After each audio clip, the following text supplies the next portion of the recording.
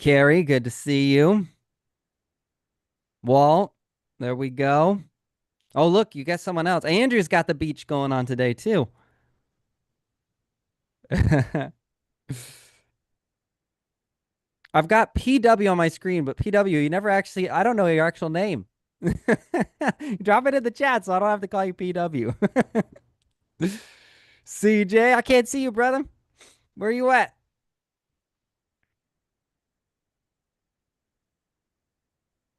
Martin, welcome. Christine, Angie, Monica, Corey, Barbie, Kimberly, Williams note taker, MJ.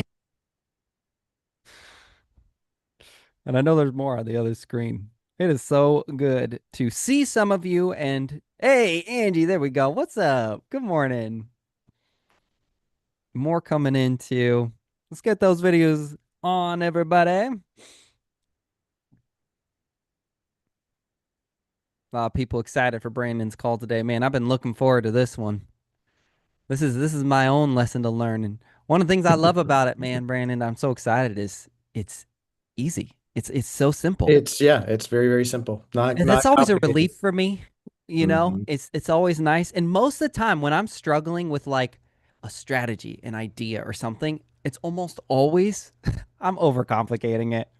It's almost always I'm trying to build too much, do too much, add too much. And most of the time the solution is slow it down, Hmm. make it incredibly simple and just do it. Yeah, consistency and the small things, right? And Yeah.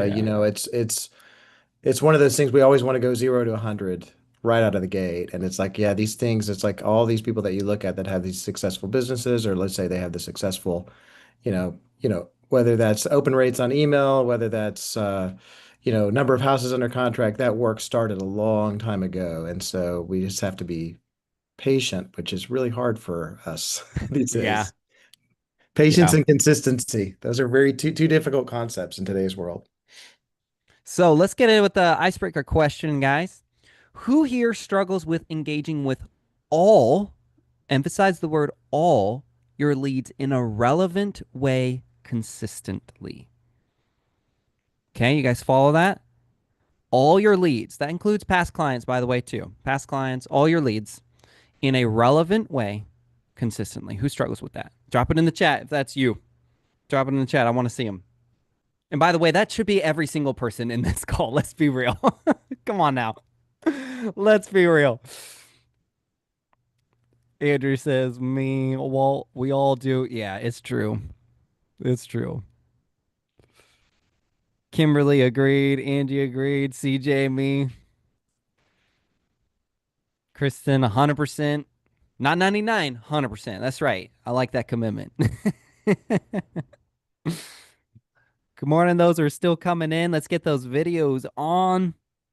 Corey says, I agree. That's right. That's right. All right, about one more minute, then we hit it. Oh, that's a good line, actually. I like that. The Ron is here in the virtual flesh.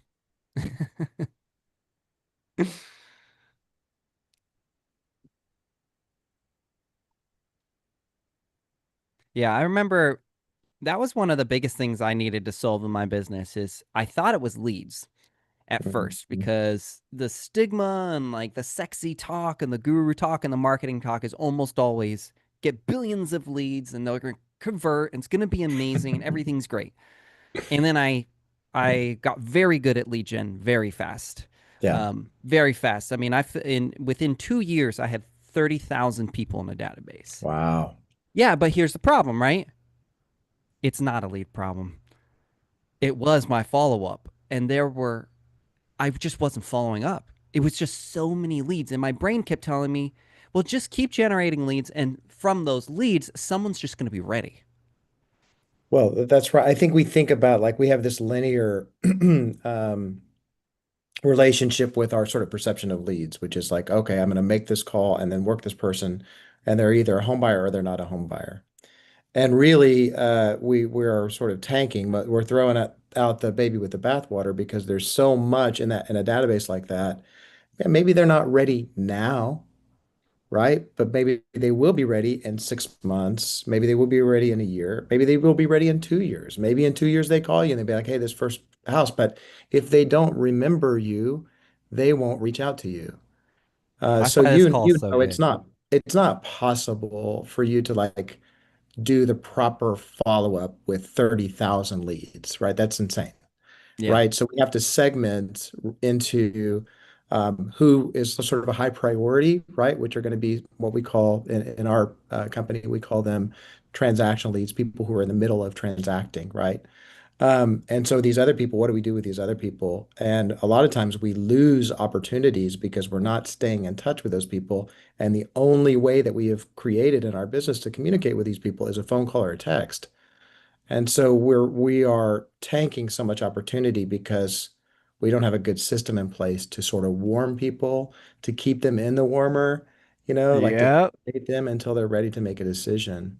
And that's why we're doing today, Yeah, man, that's right. because oh my gosh, let's just get into it. We're five after, guys. I respect your time, you respect my time, and we're gonna have a great time. So, this is for all the agents who maybe feels overwhelmed by how many leads and past clients they need to follow up with. Guilty, for sure. It's an overwhelming process. And you know what's so amazing about it is that overwhelming is different for every person. I know people have 50 leads and it feels overwhelming. 50 people in their database. I know people have 5,000 and it feels overwhelming. But what I do know is all of them still feel the pressure that we're going to help. It won't solve all your problems, but this is going to help alleviate it a lot. It really is. It's going to make you feel a lot better about yourself, which really, let's be honest, that makes everything feel better, doesn't it? When you don't hate yourself and you don't feel like a failure, life feels a lot better. Okay. This is also for agents who don't want to bug leads. They just don't want to bother them.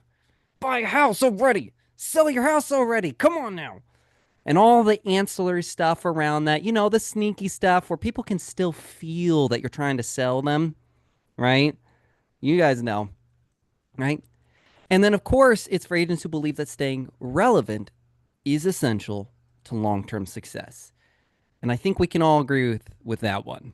I mean, you've got to, right? Now, before we really get into the details, you're making four commitments by being here on this call today. Number one is video on unless you are doing something inappropriate or not safe. Then keep that video off, okay?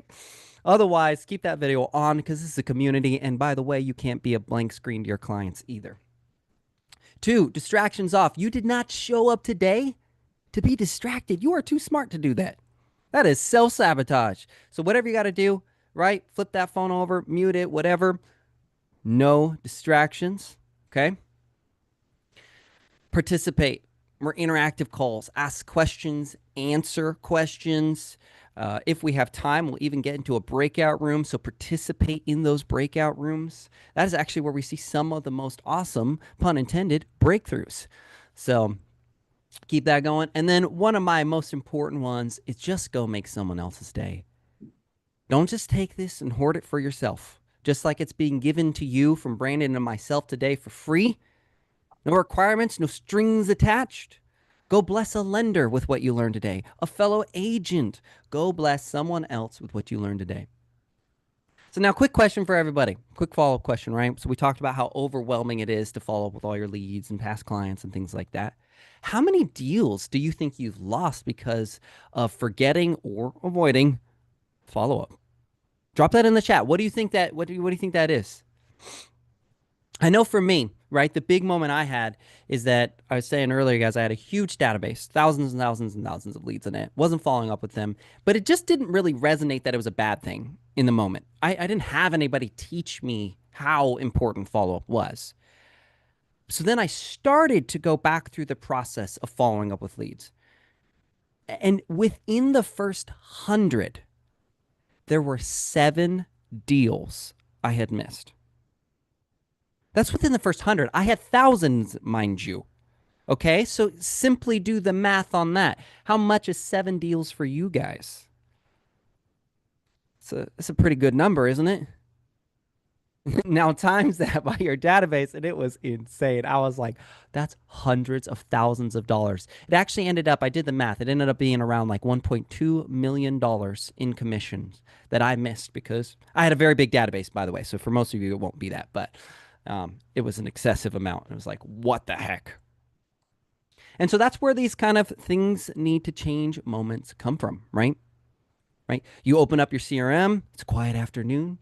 You scan past your clients and leads and pause on a name you haven't touched on in a few months. You think, I should probably reach out, right? But then what happens? Let's be real. What do I even say? Is now a weird time? I don't want to sound like I'm pushing to get business again, even though, let's be honest, you are. Like, come on now, right? So you do what most agents do, okay? I want you to drop in the chat if this is you. You put it off. In somewhere in your brain, you still feel like this will work out though.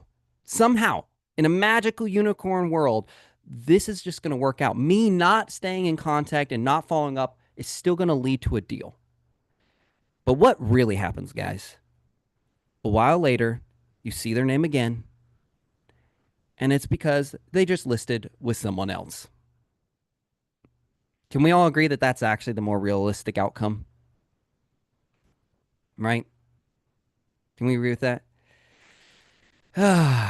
Doesn't feel good, does it? Anybody relate to that? Drop an X in the chat if you can relate to that. Guilty, seriously. That's what made me have to go back through follow up. I had remembered the lead name. I was like, that name sounds familiar. Scanned my database, reached out to them, literally had messages from them saying, hey, we're listing our house. Can you give us a call? And then I said, I should probably start following up with my leads. It's probably a good idea, you know? So now, guys, as we always do, say it with me. Things need to change, right? And they will, starting with one newsletter. Because, real quick, before we get into step one, email beats social media by 40% for turning leads into actual clients. Anybody know that? Email crushes it. All right. Local event emails, which is part of what we're covering today, generate about 30% more engagement and responses than just standard market updates and other real estate emails. Which, by the way, those have a place too. It's all part of an ecosystem. And leads nurtured by newsletters typically close 30% better than other sources. I'd say those are probably some pretty good results, something most of us, because this is about staying relevant, building trust by consistently giving your database something they value. That's pretty fair, right? Don't give them crap, give them something they value. And maybe they'll like you more and want to work with you more and talk to you more. I think that's fairly simple. All right, so now we're actually going to get into it with Brandon, and we're going to be breaking it down. Brandon, I don't typically do big introductions to anybody. If you notice, I don't even introduce myself. I like to just get into it so we can have a lot of fun, and people naturally will ask questions or it'll come up in the story. So step one that Brandon and I went over today is just finding local events your database will care about. And Brandon, I have bullets here, but I'm gonna let you kind of take over and start sharing some of your thoughts. So I have a couple bullets that I learned from you. Um, but if you want to, I'll unmute you. Don't worry. There you Great, go. great. Thank you so much. Yeah, and I appreciate that. And by the way, I appreciate that we didn't do an introduction. But yeah, let's get right into it. And so the first thing is, as Robert was saying, look, if you're wanting to stay top of mind with your clients and give them, you need to give them something of value. And I want to restate that email by far is the number one marketing tool in your arsenal. That's the number one way.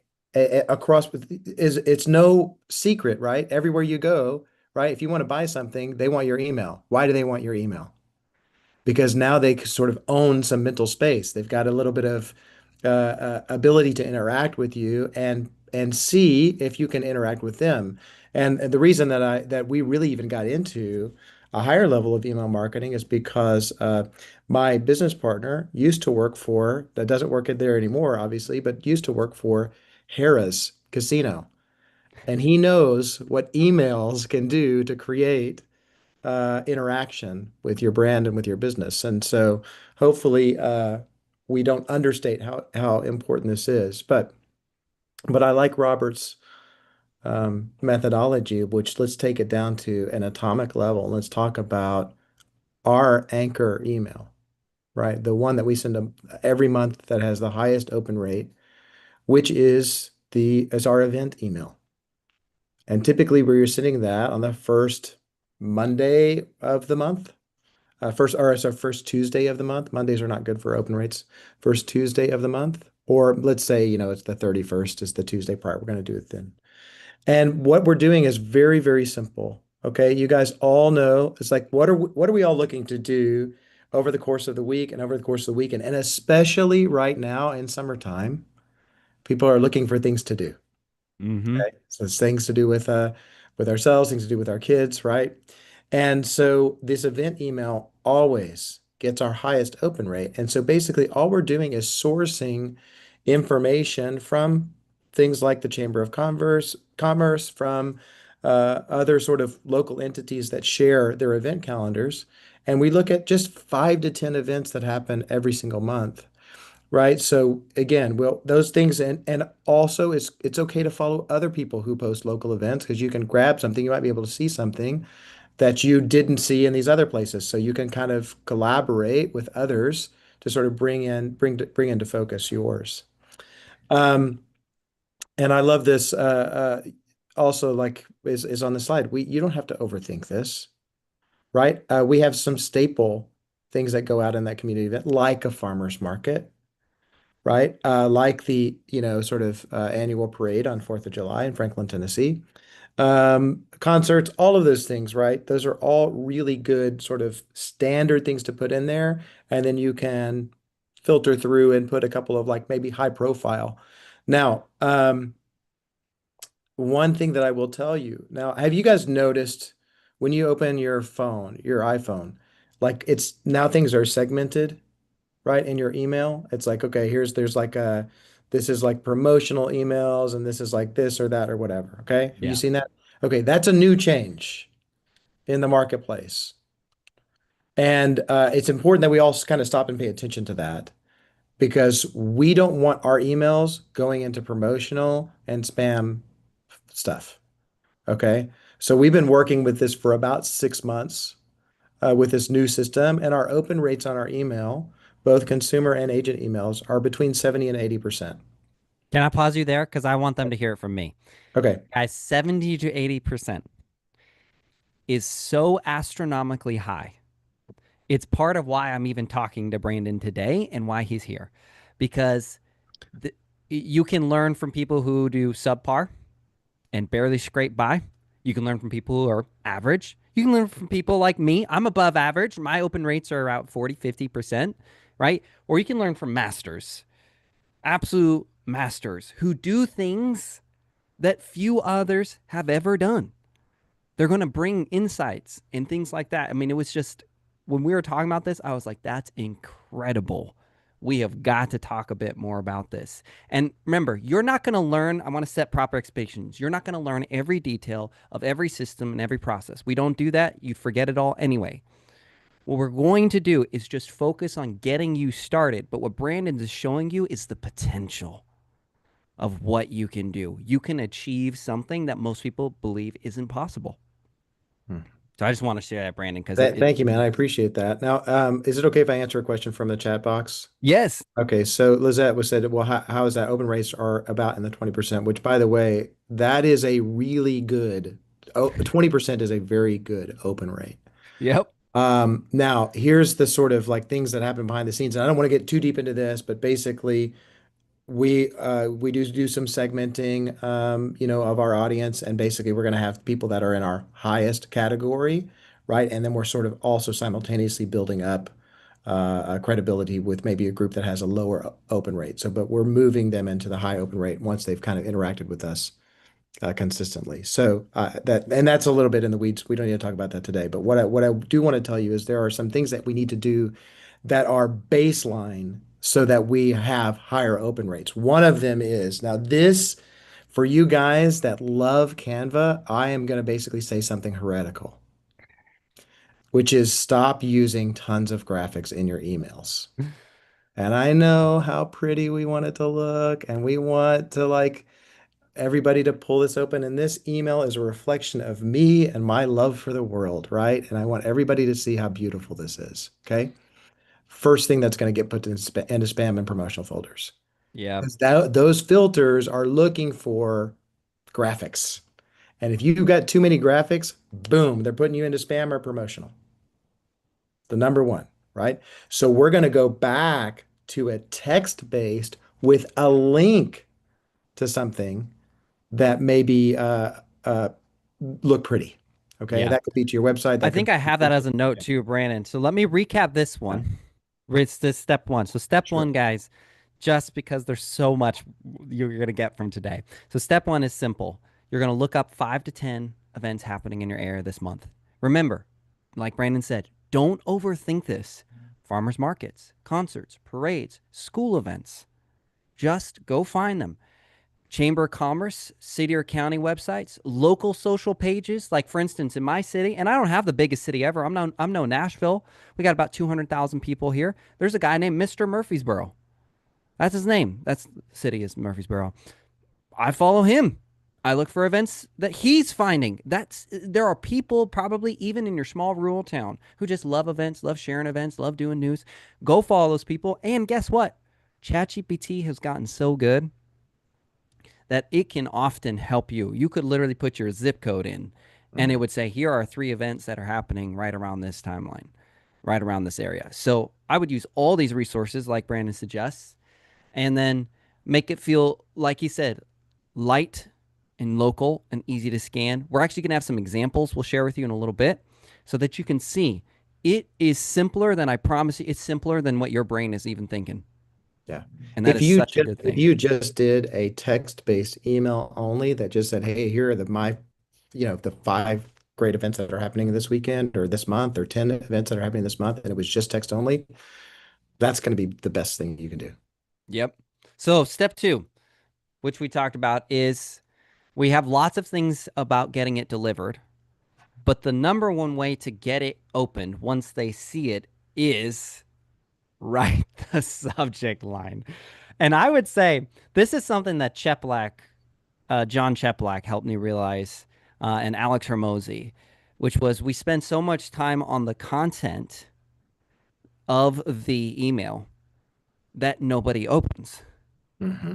And the first thing we should be doing is getting it delivered, right? Make sure they can even open it because it gets delivered, then that they see it, and then it compels them to open.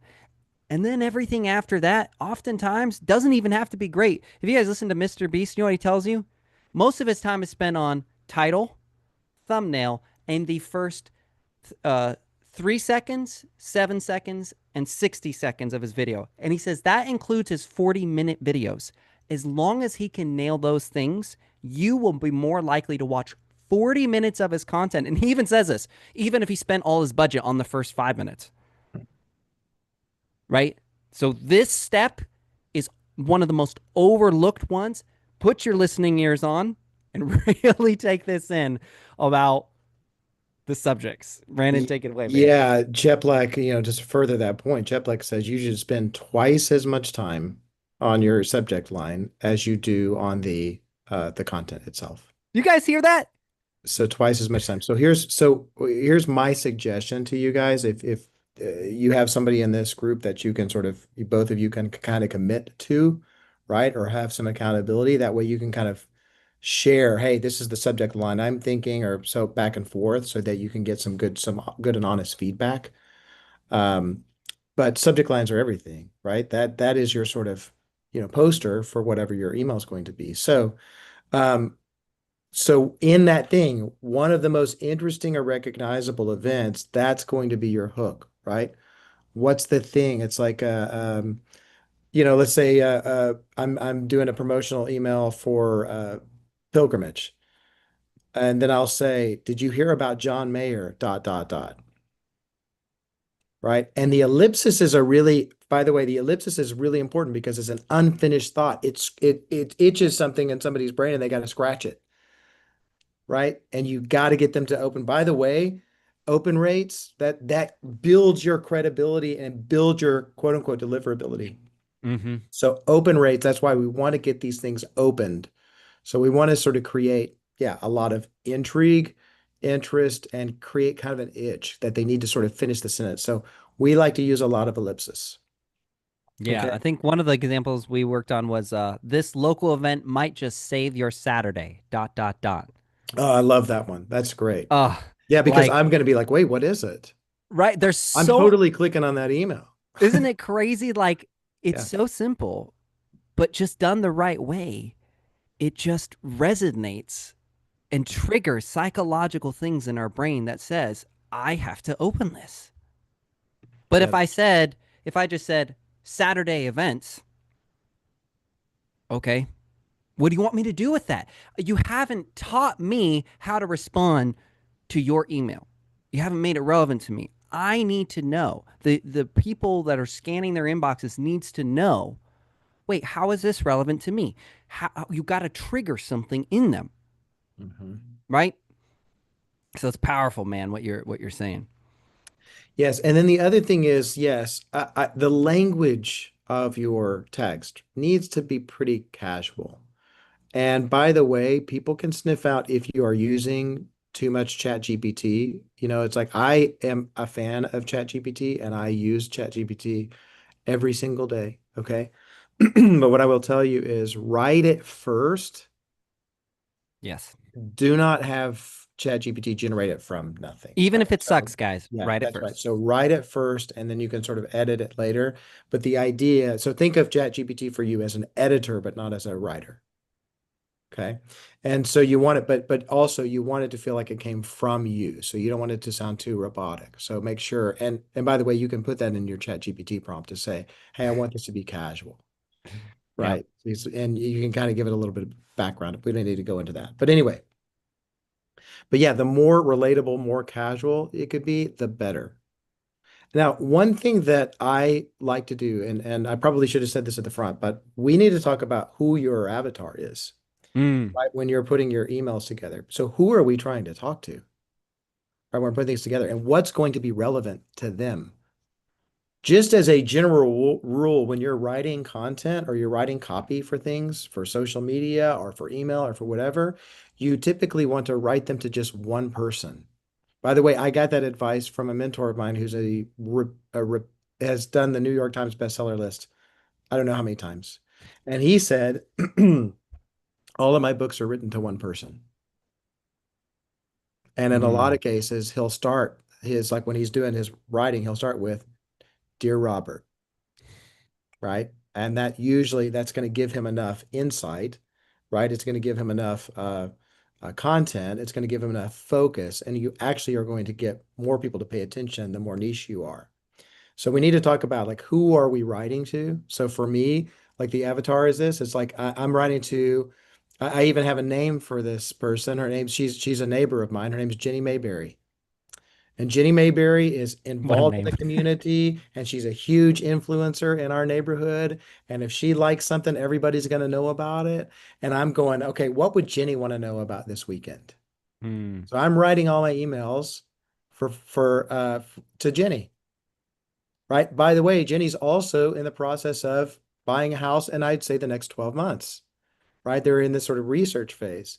That's another reason I'm writing to Jenny is because I'm going to have some, as these kind of emails move on, I'm going to have a little bit of information that Jenny might want to know.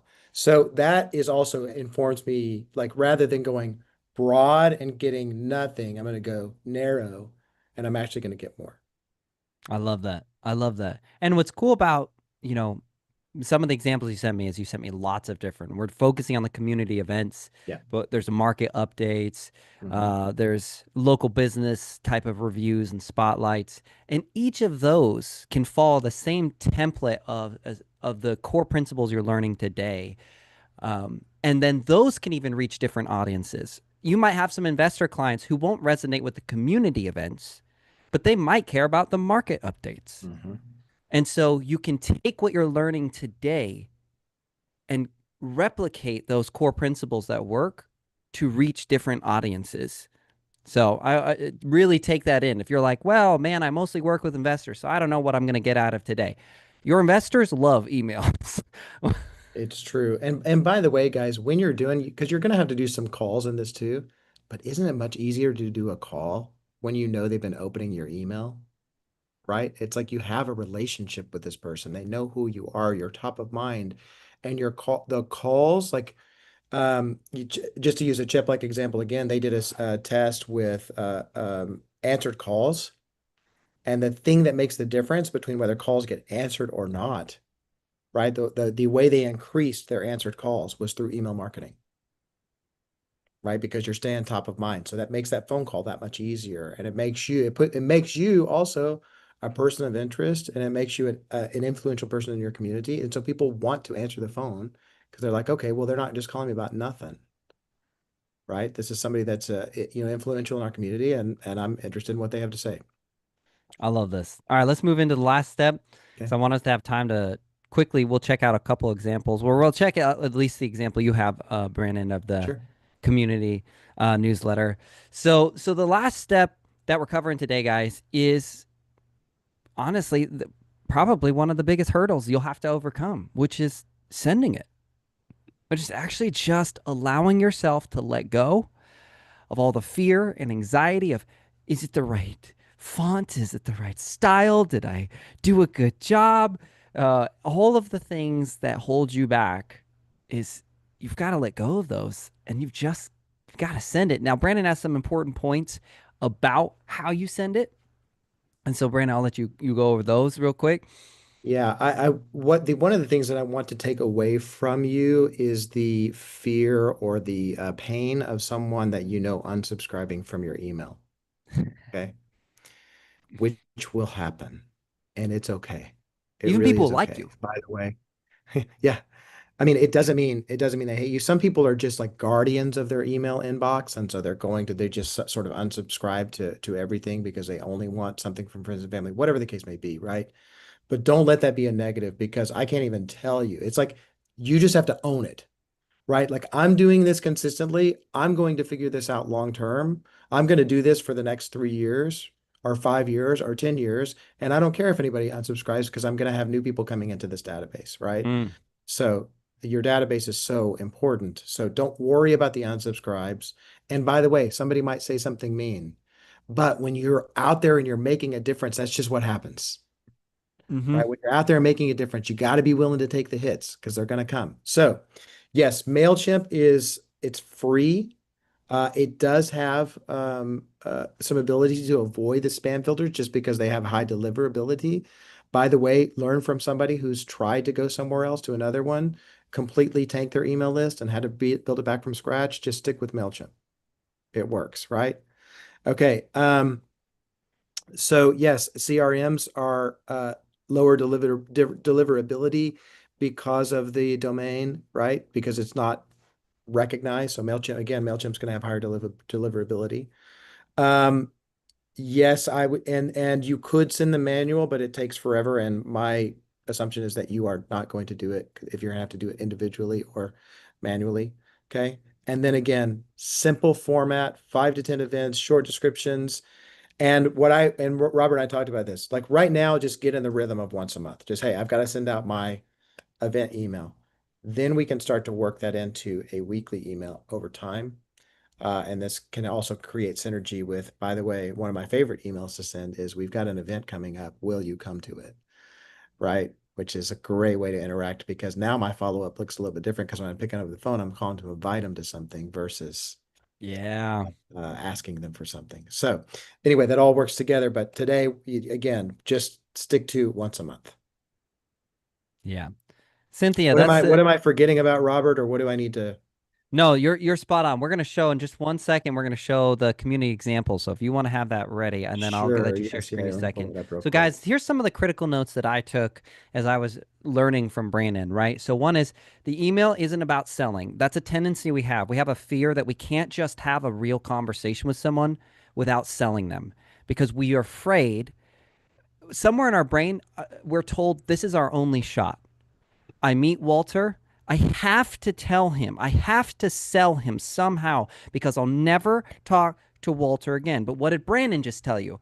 I'm in it for the long haul. I'm going to keep doing this and keep doing this and keep doing this again and again and again.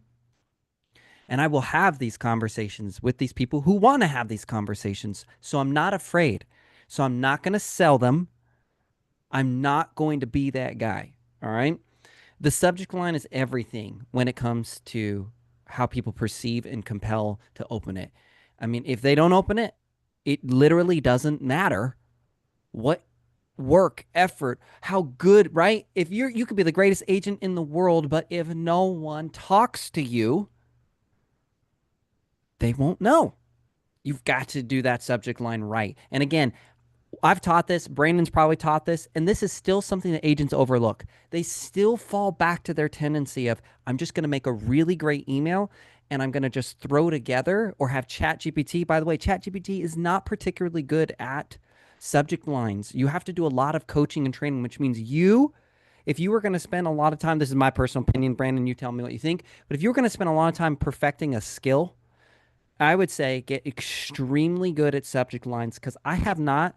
ChatGPT helps sometimes, but I've never been able to get it to a point to where Oh, it can do the subject lines for me. I just can't. I have to do it.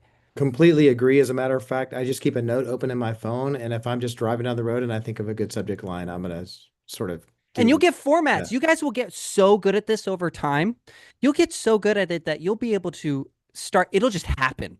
It'll just click, Yeah. and you'll be like, "Oh my gosh, that's the subject line." And like Brandon just said, I got to write this down. Yeah, I think that's a really good point, and I want to just sort of pull that out, extract that for just a second, because a lot of times we're going like, I don't know if I have the ability to write, to boot copy, or whatever.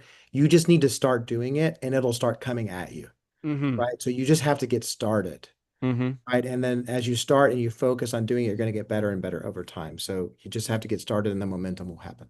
All right, a couple more critical notes. Don't overthink the events. Pick 5 to 10 things happening locally and just keep it simple. Again, like Brandon just said, you'll get better. It's okay. Avoid your CRMs for mass emails. They kill delivery rate and replies. That's not their focus. That's not why they exist. MailChimp exists. Their main priority is we've got to deliver these emails. People have to receive these emails. You're not trying to impress people, you're trying to connect with them, right? There is a difference. You know, when you're having a conversation of someone who's trying to impress you versus someone who's just trying to have a conversation, a relationship, a genuine moment together, right? Consistency beats cleverness, okay? It's okay if your first subject line isn't great. You're going to get better. Trust the process. A helpful email every month builds trust over time. And part of why this works so well is it doesn't feel like marketing. So don't ruin it by pitching to people. They will unsubscribe so fast. Now, that's not to say that there aren't organic, natural ways to weave in different things depending on, like Brandon said earlier, who your target audience is, right? But you're not here saying, buy and sell a home with me. That's like vomiting on someone and you're like, wow, I kind of started to like you. And then you literally just threw up on me and now it's kind of weird. I just kind of want to wash myself of you. Okay. And that's what happens. Guilty, guilty, man. So guilty of this. Okay. I've had friends who are like, yeah, I don't really, early in real estate, everybody told me, just tell everybody you do real estate. But they didn't tell me how to do it without like annoying people. So I just did it. And I had friends who are like, man, I mean, I like you, but dude, it's not fun to talk to you anymore because all you do is kind of push this on me. It's like, oh, dang, lesson learned. All right, so Brandon, what do you think? You share maybe Yeah, let yeah, I'm me ready. So I'm sending a request to share. I might just I don't Misa just can you if not if you need to make him co-host too at the same time that works as well. Um, but yeah, just to kind of go back and a synopsis while we're getting the screen share ready. Again, there's a little bit of strategy here, but I want you to pay attention to a couple of things. One of them is the subject line, and the other one is going to be the links, right? So basically, what we've done rather than um, um, creating just a ton of graphics, right? With which all of these things on, which is going to put it in spam. I've just got links. Now, that does a couple of things. One of them is we've got open rates, and then we have a higher ability for click rates, right? Which increases deliverability, right? Which, when you get click through rates, then the sort of algorithm recognizes that is this is something that people want to open, and it's going to get higher deliverability. All right. All right. Sorry. Still not showing that it's I turned. don't know why. Give me a second. We'll figure it if I need to Okay. jump on the other computer. I'll probably just make you coast for a second. I gotta Okay. go. I'm literally gonna duck down to my other computer that hosts the call. Okay. No worries. But while we're waiting, let's see here. I've got a couple of things. Lizette, I don't think MailChimp, if it gets over 500 clients, I don't think it's just incredibly expensive. I'm trying to remember. I think for our database, which we had 30,000, I think we were paying something like 500 or 600 bucks a Did month. that So it's work? not, let's see here. I'm gonna Yep, stop we're sharing. good. All right. Okay, actually, that was not the right one. Me, where'd you guys go? Let's go to, here we go. All right. Can we see this? I see it. All right. So basically the subject line is, hey, what are you doing for Father's Day? Dot, dot, dot, question mark. And then we have just a little deal, but look here. So when we click through on these, right, it takes us to that link, right? So there's a Brentwood concert series. So it's going to take me to that, right? And that's going to give me a higher click-through rate. But basically, pay attention to is it's text. It's not a lot of graphics. This is my daughter, Olivia. So she sends these out on our behalf. So yeah, we keep it very simple, text only, and then that gets sent out to the database and really great open rates on that. You guys see how simple this is? Anybody overthought it? Right at the start of the call, you were just thinking a little blurb right at the beginning, Mhm. warming them up basically, right? And then look how simple. Because And so again, remember, yeah, it's like this is Jenny. Jenny's got 4 kids that are under age 13. So we're going like, all right, so we've got all of these things, a summer concert, do some baby goat cuddling, music on the lawn, crawfish boil. Like there's just sort of some fun things. Um, that you'd want to do with your kids or on a date night or something like that. So keep it pretty simple. these are good questions, guys. Drop them in the chat. So instead of doing separate breakout rooms, let's do a quick exercise together instead. Let's have a little fun together. So, what I want each of you to do now is just to start thinking about some of maybe a local event. Let's say, how about a farmer's market, right? What are some other local events in your area that you kind of know off the top of your head? I want you to start thinking about events. I want your brain to start being consciously aware because once you start thinking about events, you're going to have a target now of how to pour energy into and apply the things that you just learned today. So drop in the chat some local events that you know about.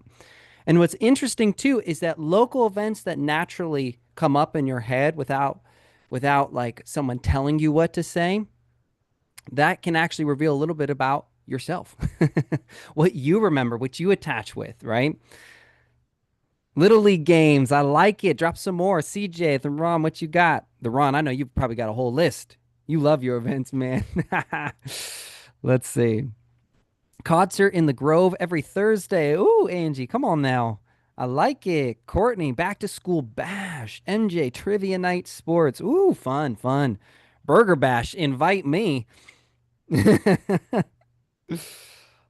Dancing, scavenger hunts. I love What? it, scavenger hunt. Oh, come on. This is great. Summer concert series, dining under the stars. I mean, these are amazing. You guys just realize what you just did? You just showed to yourself you have everything you need. You've got the fuel right there, and you didn't just spend hours and hours of research. So now imagine you do spend a little bit of time. You can do the email that Brandon just showed you. 100%. Some of you have listed already 7 different things that are already going on. You just populated your first email right there. You did it. You got some examples. Remember, you'll have the replay of this. We keep it on YouTube for you as well. But you have the examples. Brandon might even have some resources that he's willing to share. I don't know, Brandon. I'm not trying to throw you. I just know you might Sure, have yeah, some things yeah, you could share. absolutely. Yeah. Yeah, Yeah. you can go to we have a podcast called The Agent Bridge, which you can go find. We've got over 100 episodes on YouTube, Spotify, anywhere you want to go. And then you can always yeah, there's plenty of resources there and there's a way to interact with us there, so feel free to That's check a us good out. spot to go. The Agent Bridge. There you are. I'm actually going to drop your channel in the there we go. Oh yeah. I know like almost everybody that's been on your show too, which is great. They're great people. Great people. All right, guys. So definitely go check out that. So then we've got some questions. I'm gonna try and snatch them up and ask them to you, Brandon. Okay. Guys, drop all the questions you have for Brandon. I know some of you had some earlier. Some of you have some that you haven't put in the chat. Put them in the chat right now. Um, and then we'll answer as many as we can. Lizette, how much is MailChimp if one has over 500 in the system? It's a little technical question, huh? Yeah, it's not going to be much. Like I was saying, I think we paid with 30,000, we think we pay $600 a month. So you're probably looking at under $100 depending on the size, and you're getting charged a MailChimp by number of people that are in there. So um, I can't imagine that you're going to need to put, 30,000 in out of the gate. But if you do have 30,000, then you do need to spend $600 a month on your on your MailChimp because you can Was follow this for was free. the email you showed created on Canva? Yes, yeah. So we did have a little Canva link, and what I would tell you on with Canva and sort of again, we want to keep it simple. Olivia likes to make things cute. I think you guys mentioned there. But right now, try not to get too focused on that stuff. Right now, like your first one, just make it super simple and you should be able to do everything you need to do in MailChimp. But MailChimp and Canva do have an integration. But again, don't get so paralyzed with trying to make something beautiful and cute. Do that over time. If And you go back to remember, our first podcast, that's right. it's terrible. The angles are terrible.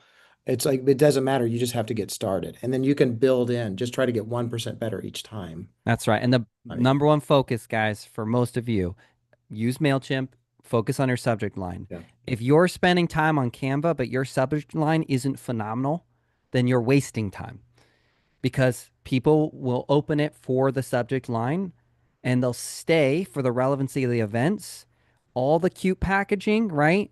That's already telling you where you're going to stumble. If your brain's already thinking, "Oh my gosh, I want to make this cute." Now you know exactly what you need to block off. You need to block it off for now. You got to just put that through, because that will derail you so fast. Just like me, when I hear I have a good idea, my brain goes, "I should build that." That literally means no, don't build it, because I will lose so much time and I will get so distracted, because I'm good at building things, right? And I enjoy the process of building. All right, let's see some more questions. I still love seeing all these events. Just pumps me up. Like, come on now, guys. I want to subscribe to all your newsletters. Hmm. All right, drop some more questions in chat. I'm scrolling up. I know there's some more earlier.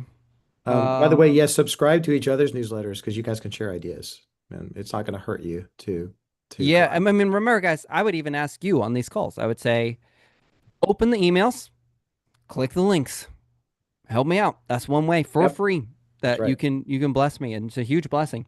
Mhm. CJ says, "What are your thoughts on MailerLite? Do you know what that is?" I'm guessing that's a. No, I don't know much about it, so I don't know that I can answer that. Here's what I would say: don't get distracted with other alternatives, because you don't even know what you're looking for. Try Mailchimp; it's free. Do good. Prove to yourself that you're consistent, that you're going to put in the effort, and then you'll start to know what to look for. Right? Brandon knew right away when he moved to the other place. He started to see, okay, this is a problem. But if you don't know even what to diagnose, what to look for, you'll end up in a bad situation and not even know it. So just trust the process to begin until you become competent and capable enough to be able to be aware of whether something works or doesn't work.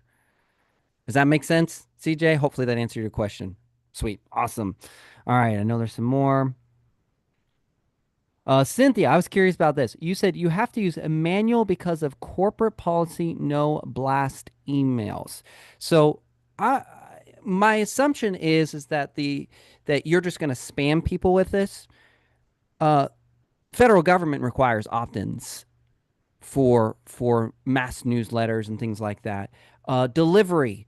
Some even delivery services require you to prove that they've been opted into it.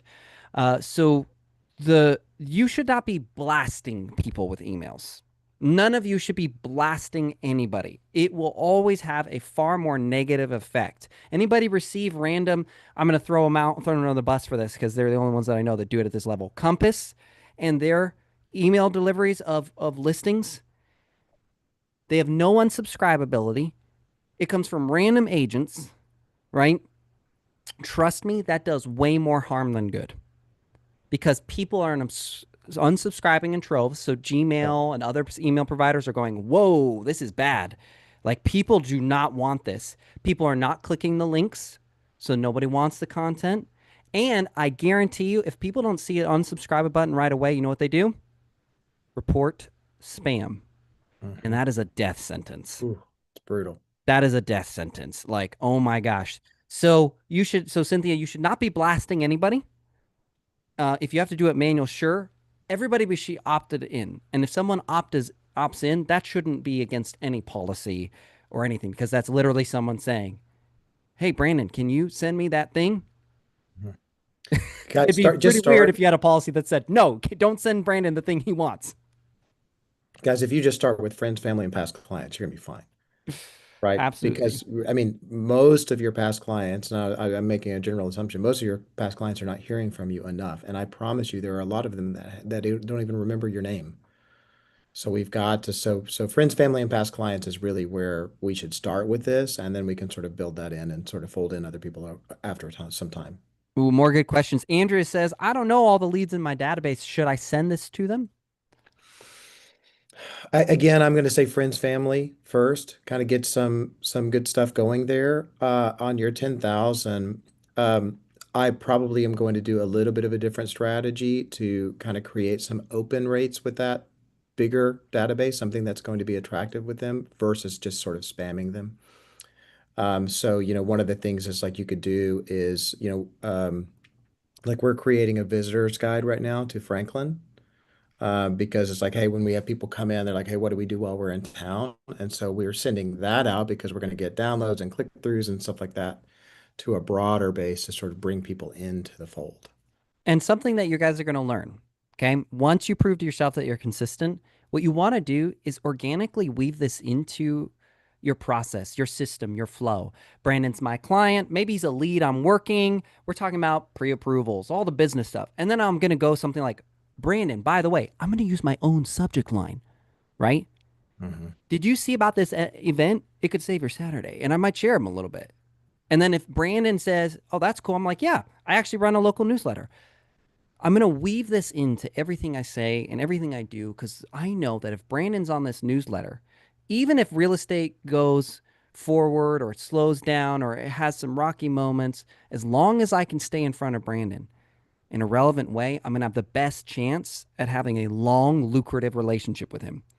So this will be something that you naturally learn how to weave into your conversations. It's always inviting people to something that would be relevant to them. This is by the way, if you guys are doing open house, this is a great way to grab leads from open Ooh. houses, right? Because, and I'll even tell them, it's like, hey, I just, because they're asking questions, it's like, hey, I do a local newsletter, it's fun events and stuff like that. Would you guys like to be on it? Yep. Brilliant. And Well most done. most people do not say no. You know I, what's good about I that think too, everyone. Brandon? That What's that? totally is an honest, true way to be able to nurture someone else's clients too. Yes. Because we guys, just so you know, pretty much all of your clients have come from another agent who dropped the ball. Hmm. Pretty much all my clients had an agent at some point or knew an agent if they hadn't bought with one yet, and they dropped the ball. Now, I'm not going to go against ethics. You guys know I'm a Christian. I believe in ethics, I believe in following the rules. But I also know that people will be let down statistically by their agents. This is an honest way to stay in front of other people's clients because you know most agents are not going to follow up with them, Hmm. right? Do they give you a different email address? You can choose what domain it's going through, and then it's going to basically be filtered through Mailchimp to get back to your email address. So, Perfect. but no. Kathleen, I'll try and answer that. I'll look into that. I don't actually know what the Epic Clouds email is. I'll check that for you. And then I'll see. I will say this: most of the time, if a brokerage or a CRM or most institutionalized services, campaigns, follow up are terrible. I'm not saying that that's the case here. I haven't looked at it. I'm just telling you, rule of thumb.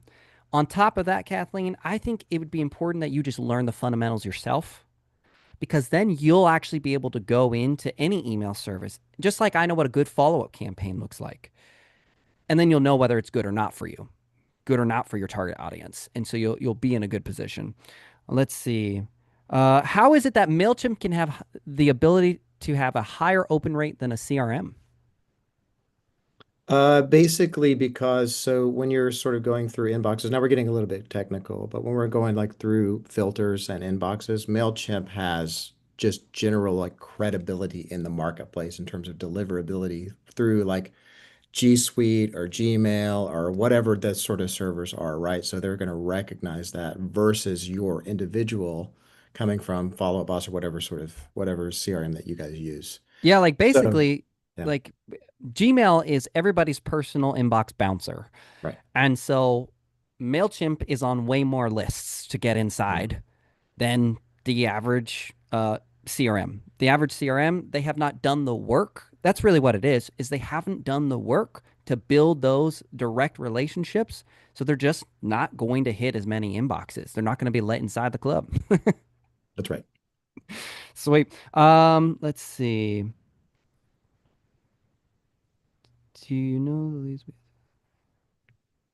Let's see. Kristen, do you know the leads we get through Lofty? Oh, you're talking about the Epic leads. All leads that you get to for federal compliance should always be opted in. But again, um, when this is actually a good distinguisher, they have to be opted into that specific service or solicitation. So let's say that Brandon's running an email and it's a home valuation. Now, if I say, yes, Brandon, you can send me home valuation, and then he goes and subscribes me to his three other newsletter lists, that would actually be a federal violation because all I said was, Brandon, you can send me home valuation. I did not say that I want to receive market reports. And so you have to disclose it. So even if your leads opted in, let's say some of you guys run ads and they opt in for the whatever you were offered in the ads, I would be careful personally, and Brandon, you can share your thoughts, but I'd be very careful about just automatically opting into other things you do. Because I think that one, it's federally a little bit of a dangerous game to play. And then two, it's just annoying for a lot of people. Okay, What do you these are think, great. Brandon? By the way, these are great conversations to have on the phone call. Be like, hey, when you call them, right? If somebody's like, you call them, you get an answered call, and you find out it's like, hey, we're not in the market right now. It's like, no problem. Here's what I want to do to make sure that you guys stay informed on the marketplace and what's going on. I have a newsletter that goes out with community events, and then I have another one that goes out with market updates. I'd love to put you on that list. Yeah, great. These are conversations, right? And it's just a way to sort of fold people into your database. So, I just don't have bad luck with telling people I'm going to do it and they go, "Oh, okay, great." So it's permission yeah, yeah. And it's and still it's a way disclosing. to have a conversation. Right. It's still disclosure. And honestly, guys, if you were with the objection handler, Brandon, Nikki Pius with the objection handling. I Sure. mean, what does she say? She says, I don't really ask for permission. I just tell them what I'm going to do. And There you if go. they don't want it, then they can opt out. There you go. But I just tell them. And so I do it all the time with anything that I'm doing for a client. I don't say, would you like me to do this? I say, I'm going to do this Hmm. because they're grown adults. They know exactly how to say, well, hold on, I don't want that, or tell me Hmm. more, or can we take a step back? So if would you like me to connect to a CPA? No. You know what I say? My CPA is amazing. I'm going to just set up a quick group chat Hmm. because our natural inclination, guys, is defensive. Yeah. Even if it's a good thing, we still tend to just shut down. immediately when we're given questions. And so it's much better for us as the experts to lead, Hmm. right? And someone who leads doesn't spend their whole time saying, "Hey, would you guys like me to lead you?" Yeah, that's I'm right. going to assume that you hired me to lead you, so therefore I'm going to lead you, right? Let's see. I know you mentioned liking MailChimp. I've had tabs open to research for a couple weeks. Do you prefer that over constant contact? Yeah, Mailchimp is just what we've chosen and run with, and we've switched. And again, I've got a CIO background, technology wizard, and Mailchimp has just consistently come back as the best one. Yeah. And again, if you're just getting started, guys, you're not already an expert. Um, just follow the process. Just follow the process. Don't overcomplicate it. These are good questions, by the way, but I'm saying that's the best thing you can do for yourself right now is just take a deep breath and say, I'm going to just follow the process. I'm going to be consistent on it. And then over time, you will find what works for you. You will. And you'll be much better at diagnosing problems in your business as well when something doesn't work. Again, Brandon tried something new. He Yeah, tried a different email provider, but he could identify very quickly yeah, that it was a problem and he knew how to fix it, right? that's right. Let's see. Oh, it's 10:01, guys. What we'll do is if you have more questions, I'll make a post. We'll tag Brandon in it inside the Facebook group. And Brandon, if there's anything else, we shared your YouTube channel, but if there's other stuff you want to share, we can always drop it in the Facebook group. It's open to Sounds good. anyone. I'd love to have you in there, but thanks so much for being on today, man. This is such a That, game my pleasure. Now you guys just changer. go do it. What's left is just go take action. And And show us, give them some, yes, take some screenshots or something, drop them in the Facebook do it, group, and guys. like, Do it. Do it I'd love today. to see them. I Do it really would, today. guys. I'd love to see them. All right. It's a All right. Thank you pleasure so to be with much, you Brandon. guys. Thank you so much. Thank you, brother. Guys, I hope you had a blast, by the way, man. I've been looking forward to this one. This is so easy and it is so powerful. I've been saying email newsletters for how long? So get into the group, drop those questions, share those screenshots. I can't wait to see what you guys do. It's going to be amazing. Remember, the replay will be on YouTube. Newsletter's having some issues right now with lesson learned. I should have done MailChimp as well, by the way. Um, so, Facebook group page. Good question. I should have dropped a link in the chat. Let me do that for you and make it easy because we do have some new faces here. Thanks for being here, by the way. Bing. There you go. Follow-up campaign on a call. Yeah, I love doing follow-up campaigns, but they're very different than what people tend to sell others on them. So it'll be fun. That'll be a good one to do. You're right. All right, guys, we're gonna call it here. Thanks so much for being here. Can't wait to see you again. Can't wait to hear the success and everything you're doing with your newsletters. Bye.